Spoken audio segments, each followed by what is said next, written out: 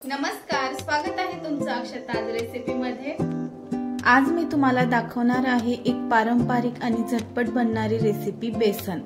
हे बेसन अगदी साध्या घरगुती पद्धतीने बनवलेलं आहे आणि चवीला खूपच छान लागते। चला तर मग आपण रेसिपीला सुरुवात करूया।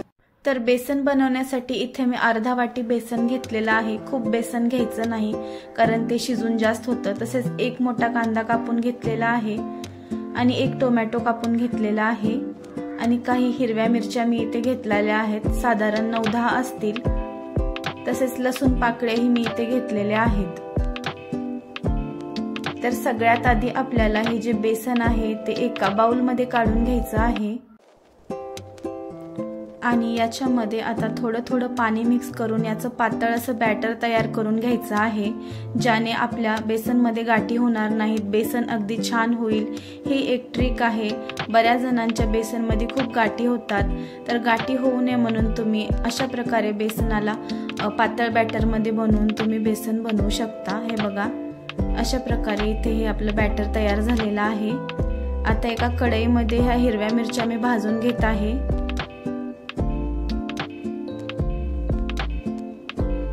लसूण पण मी त्यातच टाकत आहे, म्हणजे व्यवस्थित असं परतल्या जातील, ज्याच्यामुळे आपल्या बेसनाला छान चव येईल।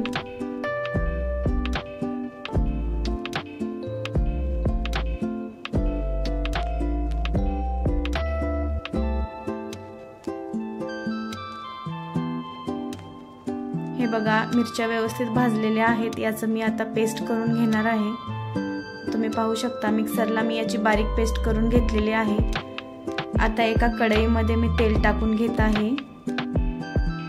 तेल गरम झाल्यानंतर यामध्ये मोहरी टाकायची, त्याचबरोबर यामध्ये जिरे पण टाकायचे आहेत। जिरे मोहरी छान तडतडून द्यायचे आहेत। हे बघा, जिरे मोहरी आपले तडतडत आहेत, तुम्ही पाहू शकता। त्यानंतर मी यामध्ये कांदा टाकलेला आहे। कांदा व्यवस्थित असा परतून घ्यायचा। कांदा टाकून 1 मिनिट झाल्यानंतर यामध्ये मी कढीपत्त्याची पानं टाकत आहे।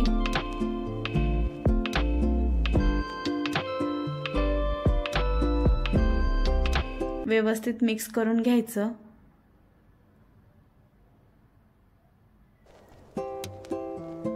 हे बघा, कांदा आपला परतलेला आहे। आता मी यामध्ये हिरव्या मिरचीचं आणि लसूणचं वाटण घालत आहे। याला व्यवस्थित असं मिक्स करून आपण परतून घेऊयात।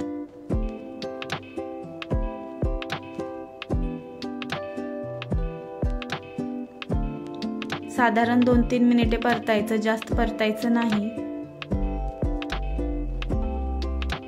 आणि लगेच मी यामध्ये एक टोमॅटो टाकत आहे, बारीक चिरून घेतलेला। याला पण आपण 1-2 मिनिटे परतून घेऊयात। हे बघा, टोमॅटो आपला सॉफ्ट झालेला आहे।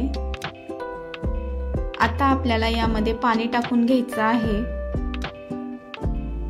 पाणी मी यामध्ये 1.5 ग्लास टाकलेला आहे। बेसन शिजेल इतका अंदाज घेऊन आपल्याला पाणी टाकायचं आहे। मिक्स करून घेऊयात।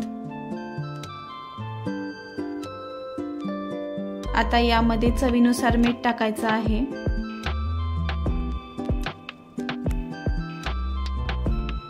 परत एकदा मिक्स करून घेऊयात। हे बघा, पाण्याला उकळी आलेली आहे, तुम्ही पाहू शकता। 1 मिनिटे असंच ठेवायचं। व्यवस्थित अशी उकळी येऊ द्यायची आणि त्यामध्ये आता जे आपण बेसनचं बॅटर करून ठेवलं होतं ते यामध्ये टाकायचं। हे असं केल्यामुळे बेसनमध्ये गुठळ्या होणार नाहीत किंवा गाठी होणार नाहीत। आता याला व्यवस्थित असं मिक्स करून घ्यायचं। हे सगळं एकत्रित एकजीव होईपर्यंत आपल्याला व्यवस्थित असं मिक्स करून घ्यायचं आहे।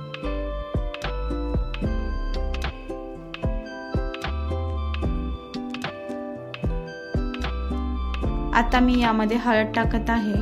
बेसन बनवते वेळेस हळद मी तेलात टाकत नाही, कारण बेसनला खूप लालवट असा कलर येतो. त्यामुळे बेसन टाकल्यानंतर मी हळद टाकते, ज्याच्यामुळे आपलं बेसन छान पिवळं आणि चवीला पण खूप छान लागतं.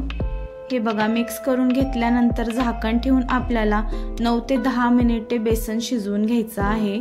10 मिनिटांनंतर मी झाकण काढलेलं आहे. तुम्ही पाहू शकता आपलं बेसन किती छान बनवून तयार झालेलं आहे. क्वांटिटी आणि तुम्ही पाहू शकता कसली जबरदस्त असं आपलं बेसन दिसत आहे. अशा प्रकारे तुम्ही हे बेसन बनवून बघा, तुम्हाला नक्की आवडेल. रेसिपी आवडली असेल तर लाईक करा, शेअर करा, कमेंट करा आणि महत्त्वाचं सबस्क्राईब करा.